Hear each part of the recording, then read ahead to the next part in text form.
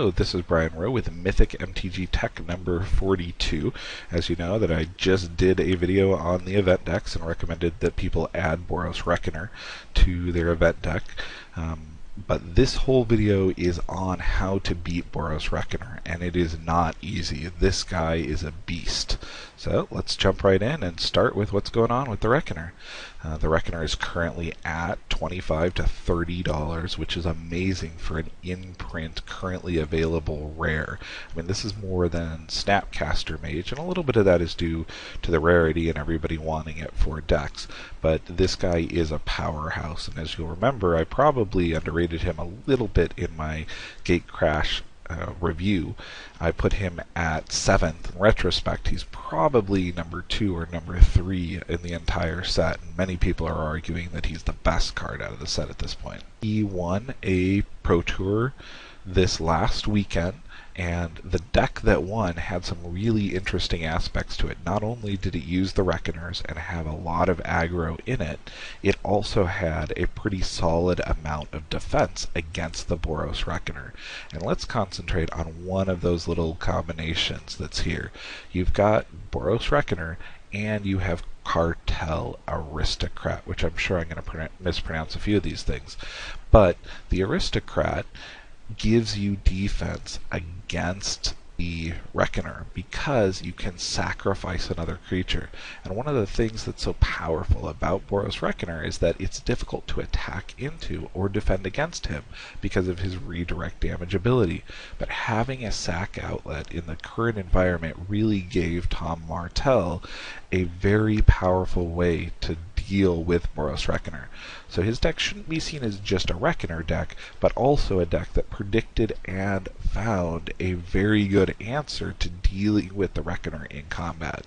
The number 2 deck that I really like out there, which wasn't number 2 in the tournament, but it did make a solid top 8 finish, was Gary Thompson's red, white, blue deck. And as several of you guys know, this is one of my favorite decks to play in tournaments, although I'm a little more of a fan of Ari Lex, who plays this in a little more aggro and a little less control.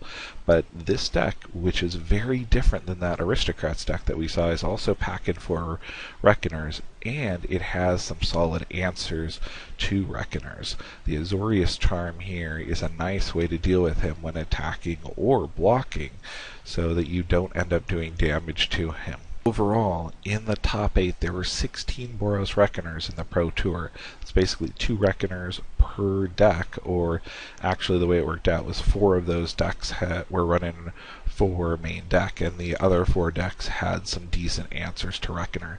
The top 1 and the top 2 decks also both had 4 Reckoners, so be prepared to see a bunch of Reckoners in the future. Reckoner has some pretty amazing combos going on with it right now. The Gary Thompson deck that I pointed out had found Harvest Pyre, which is a card that I didn't even remember from Innistrad.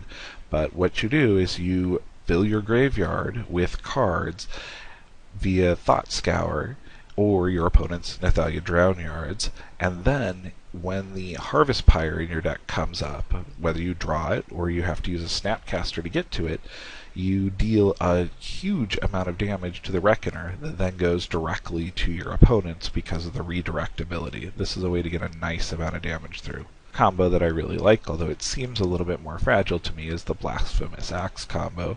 Once a bunch of creatures get out there on the board, Blasphemous Axe ends up being very light for the amount of casting cost for 13 damage. Your Reckoner's on the board, you can redirect that 13 to your opponent, and if you've done a little bit of extra damage during the game, that usually wipes the board and kills your opponent at the same time. I really like this combination, especially if green or white decks that really clog up the board become very popular. This is the third combo, which I really like, is an Infinite Life combo.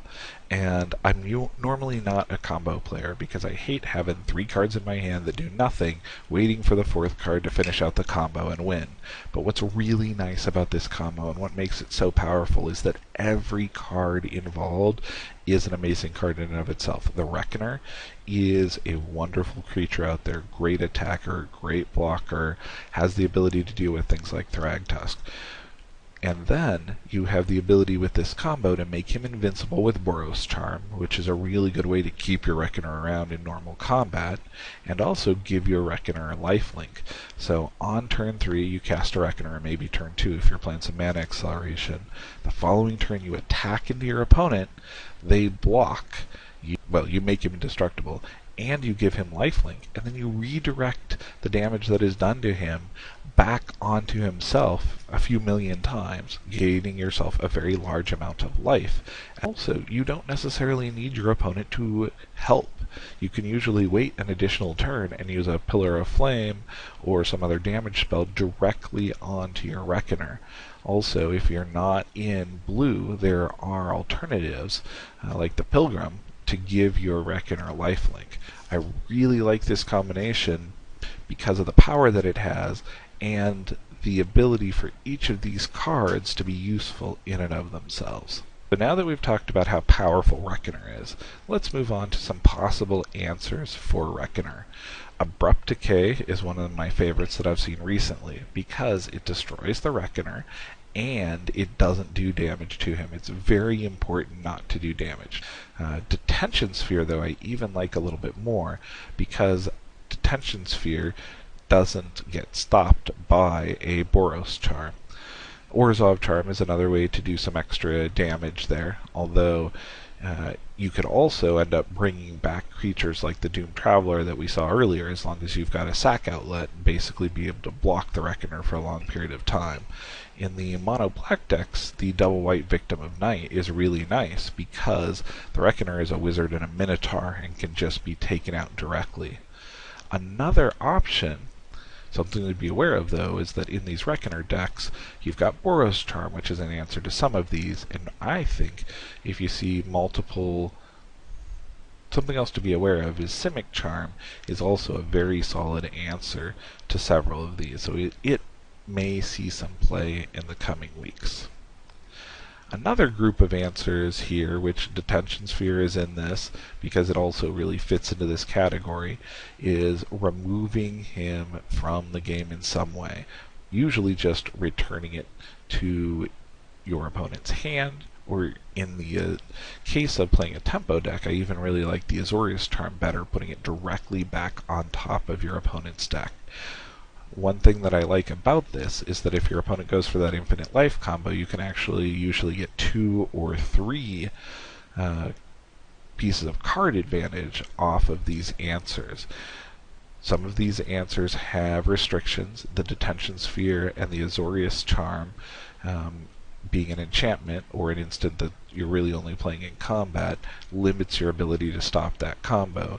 So personally, I'm leaning a bit towards some extra unsummons and Psychonic Rifts, especially if you're going to be an aggressive deck, to help deal with the Reckoner. The other answers that I really like are Olivia and Zealous Conscripts. Later on in the game, you can often steal a Reckoner, attack back at your opponent, and do some serious damage, or permanently steal a Reckoner. In the mono black decks, if you've got a significantly large amount of removal, non-targeted removal also gets you around the possibilities of hexproof or some type of protection spell, or invulnerability. This has been Brian Rowe with Mythic MTG Tech, looking at ways to beat the Boros Reckoner. I'm sure that we're going to see a lot of Reckoners for the next few weeks coming up, and I hope that this video helps you. Also, I'm going to be playing against those Reckoners, so if you have other ideas on how to beat the Reckoner, I would love to hear them. Thanks.